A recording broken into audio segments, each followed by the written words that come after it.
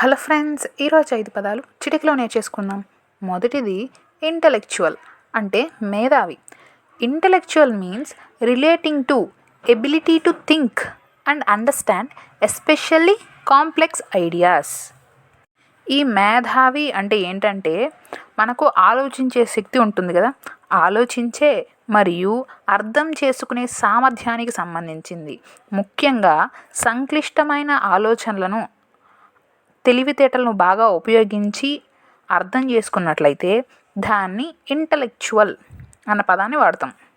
For example, my work at the company has been so intellectually stimulating అంటే కంపెనీలో నేను చేసే పని మేధోపరంగా చాలా ఉత్తేజకరంగా ఉంది. ఇక్కడ మనము ఇంటలెక్చువల్ అన్న పదానికి ఏం వాడాం?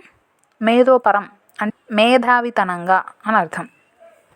రెండవది లేబర్ అంటే కార్మికుడు లేదా శ్రామికుడు. మనకు లేబర్ లాస్ ఉన్నాయి. ఈ లేబర్ లాస్ ఏం చెప్తాయంటే మామూలుగా ఇండస్ట్రీస్లో కానీ ఎక్కడైనా సరే పనిచేసే వాళ్ళకి ఉన్న హక్కులు, ఎన్ని గంటలు పని చేయాలి, ఎన్ని గంటలకి ఎంత జీతము, ఒకవేళ వాళ్ళకి హెల్త్ బాగలేకపోతే ఎలాంటి స్కీమ్స్ ఉన్నాయి, ప్రావిడెంట్ ఫండ్ ఉంటుందా ఉండదా, వీళ్ళకి ఏమైనా ఇండస్ట్రీలో పనిచేస్తున్నప్పుడు ఏమైనా చేతులు కానీ కాళ్ళు కానీ పోవడం ఇట్లా కూడా జరుగుతుంది కదా. సో అలాగా ఏమైనా అయితే ఫిజికల్లీ హ్యాండిక్యాప్డ్ అయితే ఎలాంటివి వాళ్ళకి బెనిఫిట్స్ ఉంటాయి, ఇంకా వీళ్ళకి పిఎఫ్, ఇట్లాంటివన్నీ కూడా లేబర్ లాస్ చెప్తాయన్నమాట. అంటే లేబర్ అంటే కార్మికుడు, పని చేసేవాడు, శ్రామికుడు అని అర్థం. మూడవది మ్యారేజ్ అంటే వివాహం. మనకు హిందూ మ్యారేజ్ యాక్ట్ అని చెప్పి ఒక యాక్ట్ ఉంది. అది హిందూ మ్యారేజ్ గురించి చెప్తుంది. స్పెషల్ మ్యారేజ్ యాక్ట్ అని ఇంకోటి ఉంది. అది స్పెషల్గా మ్యారేజ్ అంటే సెక్యులర్ మ్యారేజెస్ ఉంటాయి కదా, సివిల్ మ్యారేజెస్, వాటి పరంగా ఎవరైనా మ్యారేజ్ చేసుకుంటే దాని గురించి స్పెషల్ మ్యారేజ్ యాక్ట్ చెప్తుంది. నాలుగవది సోషియో ఎకనామిక్ అఫెన్సెస్ అంటే సామాజిక ఆర్థిక నేరాలు.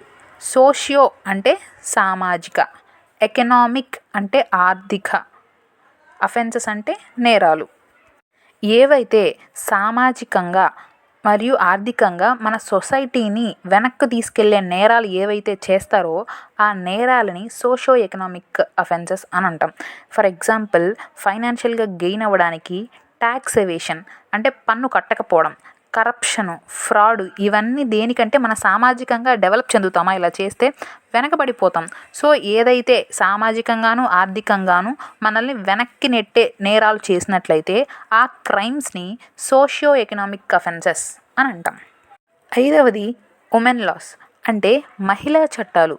మహిళల రక్షణ కోసం ఏ చట్టాలైతే ఉన్నాయో వాటిని ఉమెన్ లాస్ అంటారు. ఇప్పుడు for example, protection of women from domestic violence act అని ఉంది, ఇంకా డౌరీ ప్రొహిబిషన్ యాక్ట్ అని ఉంది, ఇంకా sexual harassment at work place అని చెప్పేది ఒకటి ఉంది.